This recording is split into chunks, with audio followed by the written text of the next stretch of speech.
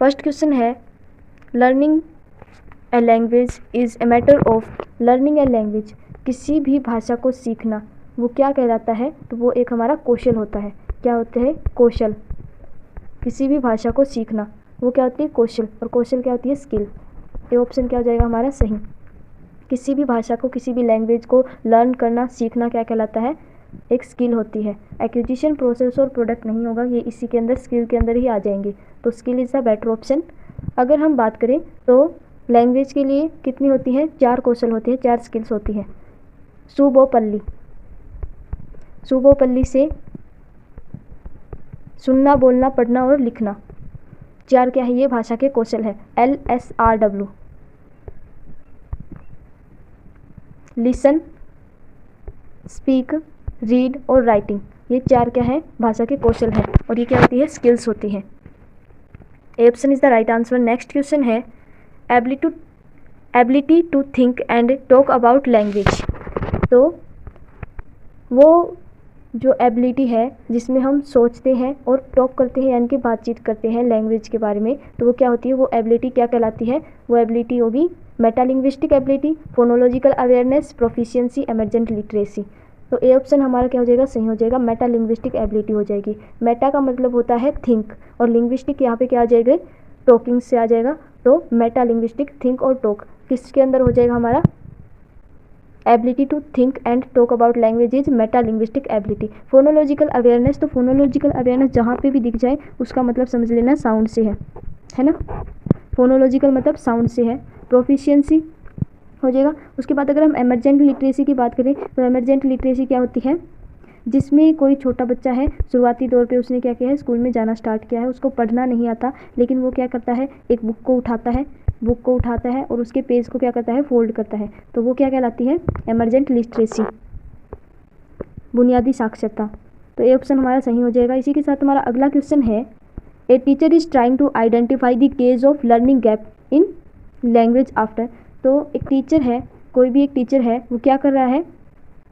Learning gaps का पता लगाने की कोशिश कर रहा है। ये पता लगाने की कोशिश कर रहा है कि बच्चे को कहाँ पे दिक्कत आ रही है।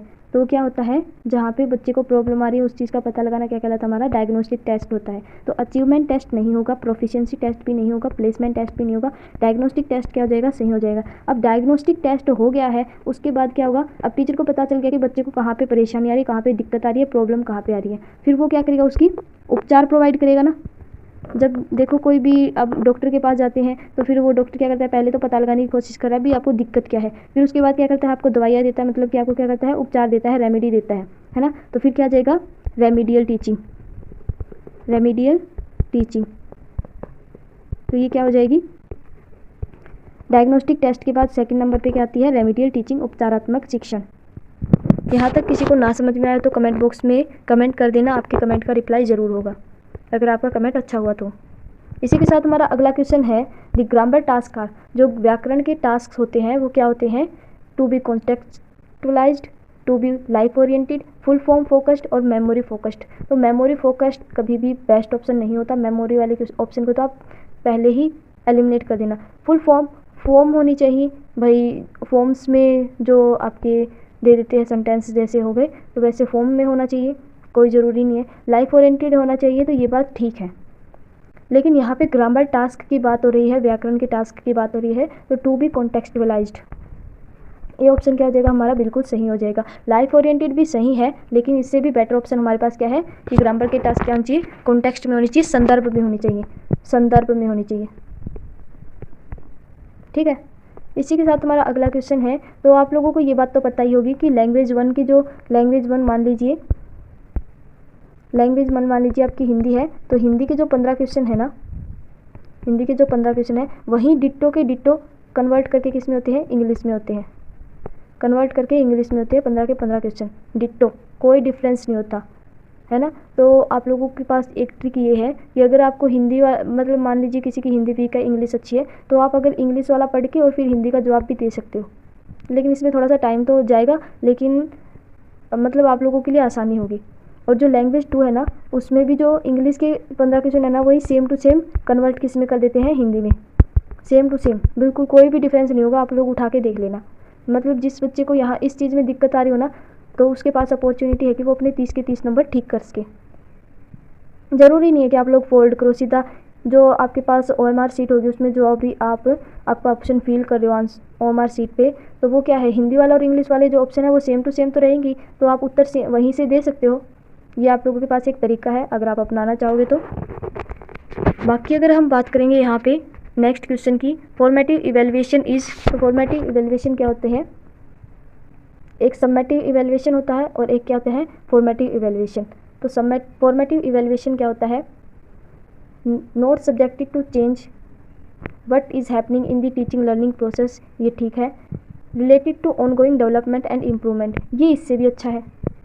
मतलब कि ये किससे संबंधित होता है, जो ऑनगोइंग जो चल रही है, जो विकास और इम्प्रूवमेंट, मतलब ये जो फॉर्मेटिव इवेल्युएशन होता है ये विकास को भी बढ़ावा देता है, डेवलपमेंट को भी बढ़ावा देता है, प्लस में उसके साथ में क्या करता है वो इम्प्रूवमेंट भी करता है। तो ये फॉर्मेटिव इवेल्युएशन के लिए सबसे बेस्ट ऑप्शन है, C option is the right answer. अगर हम समेटिव इवेल्युएशन की बात करें तो ये हमारे टर्म एंड जो पेपर्स होते हैं, जो सेशनल एग्ज़ाम होते हैं वो होते हैं। जैसे अब आप लोग देखा होगा स्कूल्स में जो हमारे फाइनल एग्जाम्स होते थे तो वो क्या थे, समेटिव इवेल्युएशन होता है। फॉर्मेटिव इवेल्युएशन क्या होते हैं, जो हमारे यूनिट टेस्ट होते हैं या फिर क्लासरूम टेस्ट होते हैं या फिर हमारा ओरल टेस्ट होता है, तो ये किस लिए होते हैं, ताकि बच्चे को कहाँ तक आ गया है ये पता चल सके और उसको और इम्प्रूवमेंट किया जा सके उसके अंदर, इसके लिए होते हैं फॉर्मेटिव इवेल्युएशन। ना समझ में आया तो कमेंट कर देना आप लोग। इसी के साथ हमारा अगला क्वेश्चन है 3 stages of phonological awareness. Phonological awareness के बारे में मैंने अभी बताया था कि फोनोलॉजिकल किससे संबंधित होती है, हमारे साउंड से संबंधित होती है। अब कुछ बच्चे इसमें कंफ्यूज होंगे, तो वर्ड्स और सेंटेंस की बात यहाँ पे नहीं हो रही, पिच और टून। तो आप लोग कहोगे कि साउंड हो गया, पिच होगी, टून होगी, ये तो साउंड से रिलेटेड है, तो ये भी आपका ऑप्शन गलत है। तो ये ऐसे नहीं पूछ रखा इन्होंने, लैंग्वेज से रिलेटेड जो फोनोलॉजिकल अवेयरनेस है वो पूछ रखी है। तो सिलेबल्स, राइम्स और फोनीम्स, ये ऑप्शन हमारा क्या हो जाएगा, सही हो जाएगा बिल्कुल। सिलेबल, राइम और फोनीम्स है, ये तीनों की तीनों क्या है, स्टेज है फोनोलॉजिकल अवेयरनेस के लिए। C option is the right answer. अगर हम डेप्थ और स्पीड और राइम की बात करें तो ये ऑप्शन भी गलत हो जाएगा।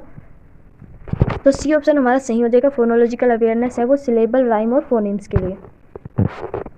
इसी के साथ हमारा अगला क्वेश्चन है, which approach to grammar encourage the belief that learning a language is matter of learning rules. तो कौन सी अप्रोच है जिसमें ग्रामर इंक्रीज करती है, बिलीव करती है कि दैट लर्निंग ए लैंग्वेज, किसी भी लैंग्वेज को लर्न करना वो क्या होती है, लर्निंग रूल्स, जिससे हम रूल्स को लर्न करते हैं। तो रूल्स से हम लैंग्वेज को लर्न कर रहे हैं, वो क्या होती है, कौन सी अप्रोच होती है ये बतानी है। तो ग्रामर ट्रांसलेशन, व्याकरण अनुवाद कभी भी नहीं होगा भाई, जो ट्रांसलेट कर दो ये नहीं होगा। डिडक्टिव, तो डिडक्टिव राइट आंसर हो जाएगा। जब हम यहाँ पे क्या कर रहे हैं, रूल की बात कर रहे हैं, जब रूल्स की बात आ जाए, जहाँ पर रूल्स से सीखते हैं वो क्या होती है, डिडक्टिव होता है। अगर इंडक्टिव की बात करें तो जहाँ पे हम एग्जाम्पल से, पहले एग्जाम्पल सीखते हैं फिर उसके बाद क्या करते हैं, रूल्स की तरफ जाते हैं, लेकिन पहले रूल फिर एग्जाम्पल की तरफ जाते हैं, वो क्या होती है, हमारा डिडक्टिव होता है, डिडक्टिव मेथड होता है। कम्युनिकेटिव की बात नहीं हो रही है यहाँ पे, तो बी ऑप्शन हमारा सही हो जाएगा बिल्कुल। इसी के साथ हमारा अगला क्वेश्चन है, a teacher is planning to give free writing task. अब फ्री राइटिंग टास्क दे रहा है, तो कौन सी क्लास को दे रहा है, 5th क्लास को दे रहा है। Which one of the following should be focused on most by the teacher. तो सबसे ज़्यादा टीचर को किस चीज़ पे ध्यान देना है ये हमें बताना है। तो एक टीचर है वो किस चीज़ की तरफ ध्यान देगा अगर वो फ्री राइटिंग टास्क दे रहा है स्टूडेंट्स को, तो hand writing of the learner, तो हैंड राइटिंग की तरफ ध्यान देना कोई ज़्यादा ज़रूरी नहीं है सबसे पहले। उसके बाद एक्यूरेसी ऑफ द कंटेंट, जो बच्चा लिख रहा है उसकी एक्यूरेसी देखेंगे, तो ये भी बात कोई ज़रूरी नहीं है, लेकिन कुछ बच्चे इस चीज़ में कंफ्यूज हो जाएंगे कि भाई एक्यूरेसी तो देखनी चाहिए कि भाई उसने लिखा है वो सही लिखा है या नहीं है। तो ये फ्री राइटिंग टास्क क्या होता है कि बच्चे को आज़ादी होती है, जो भी वो कुछ लिख रहा है उसके लिए आज़ादी होती है बच्चे के पास, तो उसमें वो क्या करता है, फ्लुएंसी, उसकी पर फ्लुएंसी को देखता है। बोथ फ्लुएंसी एंड एक्यूरेंसी, ये भी गलत हो जाएगा। अब इसमें भी कंफ्यूज होगा कि बोथ भी हो सकता है, भाई बेटर ऑप्शन लग रहा होगा किसी को, लेकिन फ्री राइटिंग टास्क दे रहा है तो फ्री राइटिंग टास्क का एक बच्चे को ये है कि भाई उसने सही लिखा है या गलत ये नहीं देखेगा, उसकी फ्लुएंसी क्या है, किस तरीके से जो उसकी फ्लुएंसी अच्छी है या नहीं है, इस चीज़ को देखता है। तो सी ऑप्शन हमारा सही हो जाएगा। इसी के साथ हमारा अगला क्वेश्चन है, टॉप डाउन मीन्स। अब टॉप डाउन मीन्स क्या होता है, टू अटेंड ओवरऑल मीनिंग, मतलब ओवरऑल मीनिंग को देखते हैं हम, है ना। अब कोई भी कहानी है तो उसके मोरल को देखते हैं लास्ट में। जैसे वो एक लक्कड़हारे वाली आप लोगों ने कहानी सुनी होगी, तो उसका मोरल क्या था, honesty is the best policy, है ना। तो हर एक कहानी का एक छोटा सा मोरल होता है। जितनी भी कहानियाँ देखी है, हमने सुनी है, वो एक लोयन वाली थी, या फिर अगर हम बात कर लें किसान वाली जिसके 4 बेटे होते हैं, तो वो उसमें आखिर में मोरल था कि भाई मेहनत से ही सब कुछ हासिल होता है। तो what does bottom up means, तो बॉटम अप मीन्स का क्या मतलब होगा, ये हमें बताना है। Focus on asking short answer type question, तो ये नहीं है, शॉर्ट आंसर टाइप क्वेश्चन की बात नहीं हो रही। Focus on gist of text and abstract ideas, तो ये हमारी टॉप डाउन अप्रोच होती है, जिसमें हम गिस्ट का पता लगाते हैं, मोरल का पता लगाते हैं, तो मतलब जो टेक्स्ट में कहने बात का तात्पर्य क्या है। एब्स्ट्रैक्ट आइडियाज़ का पता लगाते हैं, भाई अपने से ही कोई भी अगर हम स्ट्रक्चर देखते हैं, प्यासे कोई वाला स्ट्रक्चर दिखाई देता है हमें, मतलब फ़ोटोज़ देखते हैं, तो फिर हम उसको क्या करते हैं, पता लगाते हैं भाई हाँ यहाँ पे एक घड़ा रखा हुआ है, एक कोआ है, फिर उसके बाद देखते हैं भाई हाँ ये कोए ने कंकड़ डाले हैं और फिर पानी ऊपर आ गया, कोए ने पानी पिया है। तो ये हम ऐसे पता लगा लेते हैं, गिस्ट होती है वो, अनुमान लगाते हैं। फिर उसके बाद अगर हम बात करें तो ये क्या होगी, हमारी टॉप डाउन हो गई, तो ये ऑप्शन भी गलत हो जाएगा, है ना। फोकस ऑन प्री रीडिंग, तो ये ऑप्शन भी नहीं होगा, प्री रीडिंग भी नहीं होता। Focus on words and phrases of the text, तो वर्ड्स पे और टेक्स्ट पे ध्यान देते हैं। तो सबसे पहले वर्ड के बाद सेंटेंस के बाद फ्रेज या फिर पैराग्राफ, फिर उसके बाद हमारी स्टोरी आ जाएगी। तो ऐसे हम ऊपर की तरफ बढ़ते जाते हैं, तो वो क्या होती है, हमारी बॉटम अप, नीचे से ऊपर की ओर बॉटम अप हो जाएगी, वो हमारी बॉटम अप अप्रोच। तो D option is the right answer. इसी के साथ हमारा अगला क्वेश्चन है, which among these is the primary responsibility of the language teacher. तो सबसे पहले प्राइमरी रिस्पॉन्सिबिलिटी क्या होनी चाहिए एक लैंग्वेज टीचर की। तो एक लैंग्वेज टीचर है, उसकी सबसे पहली रिस्पॉन्सिबिलिटी ये होनी चाहिए कि बच्चे को जो कम्युनिकेशन में कहीं पे दिक्कत आ रही है या फिर उसकी जो ज़रूरतें हैं उसको पूरा करना होता है। तो ये ऑप्शन हम देख लेते हैं। इंस्ट्रक्टिंग द लर्नर्स, तो इंस्ट्रक्ट आदेश देना, तो इंस्ट्रक्ट नहीं करेगा टीचर, है ना। मतलब कि उसकी कम्युनिकेटिव नीड्स को ध्यान में ही नहीं रख रहा, सीधा इंस्ट्रक्शंस दे रहा है, भाई आदेश दे रहा है ये कर लो वो कर लो, तो ये ज़रूरी नहीं है। बच्चे की नीड्स को, ज़रूरतों को पता लगाना होता है। Identify the learners communicative needs, तो यही ऑप्शन हमारे पास सही हो जाएगा। बाकी के ऑप्शन देख लेते हैं। Selecting suitable content for the teaching, तो टीचिंग के लिए कंटेंट प्रोवाइड कर दो। अब वो कंटेंट तो प्रोवाइड कर देगा, ज़रूरी थोड़ी ना वो बच्चे को समझ में आए वो कंटेंट, क्योंकि टीचर ने तो अपनी तरफ से वो कंटेंट सूटेबल है भाई हाँ उसको लग रहा है, लेकिन बच्चे की नीड का भी तो पता होना चाहिए, तो ये ऑप्शन भी नहीं होगा।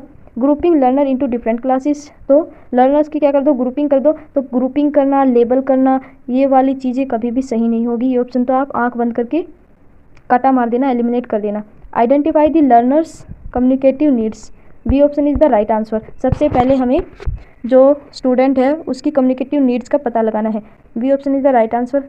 इसी के साथ हमारा नेक्स्ट क्वेश्चन है, अगर आपको वीडियो पसंद आ रही हो तो वीडियो को ज़्यादा से ज़्यादा लाइक करें और वीडियो को ज़्यादा से ज़्यादा शेयर भी करें, ताकि और भी बच्चों तक हमारी जो ये क्लास है अगर आप लोगों को अच्छी लग रही है तो प्लीज़ कमेंट करके एक बार ज़रूर बताना भी आप लोगों को ये क्लास कैसी लगी, ताकि मुझे भी ऐसा पता चले भी, मेरे को भी फीडबैक मिले भी हाँ मैं कितना कुछ मेरे को करवाना है, या फिर कहीं पे भी कुछ ऐसे लग रहा है भी मैम यहाँ पे हमें समझ में नहीं आ रहा, तो या फिर अगर आपको ऐसे लग रहा हो कि मैम आप ज़्यादा जल्दी पढ़ा रहे हो या फिर धीरे पढ़ा रहे हो, तो उसके अकॉर्डिंग अगर आप कमेंट करोगे तो मुझे पता चल जाएगा, भाई मुझे भी फीडबैक की तो ज़रूरत होती है ना। तो हमारा अगला क्वेश्चन है, a young child picks up a book, एक छोटा बच्चा है, एक छोटा बच्चा बना देते हैं जो क्या करता है, एक बुक को उठाता है ना, एक बुक को उठाता है, ये हमारी बुक हो गई।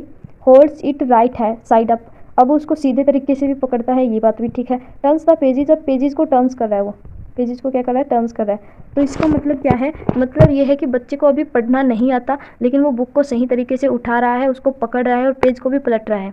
तो ये कौन सी स्किल है बच्चे के अंदर, तो ये जो एक्टिविटी है वो डिमॉन्स्ट्रेट करती है एमरजेंट सॉल्यूशन। तो इस सॉल्यूशन की बात नहीं हो रही है यहाँ पे, एमरजेंट लिटरेसी, बुनियादी साक्षरता कौशल, बी ऑप्शन हमारा सही हो जाएगा। करिकुलम की बात नहीं हो रही, प्रॉपर्टीज़ की बात भी नहीं हो रही है, एमरजेंट लिटरेसी स्किल कहलाएगी ये बच्चे की। इसी के साथ हमारी अगला क्वेश्चन है, असर्शन और रीजन वाला ही है। असर्शन और रीजन से कम 2 से 3 क्वेश्चन तो आते ही आते हैं और बिल्कुल कंफ्यूज करने वाले भी आते हैं। तो 2 स्टेटमेंट देखिए, सबसे पहले हम असर्शन की बात करें, learner acquired language since they are genetically prepose to do so and the in, तो यहाँ तक तो ये बात ठीक है भाई, जेनेटिकली भी हम क्या करते हैं, लैंग्वेज को एक्वायर करते हैं, जन्मजात से हमारे पास क्षमता होती है कि हम लैंग्वेज को एक्वायर कर सकें, ये बात ठीक है।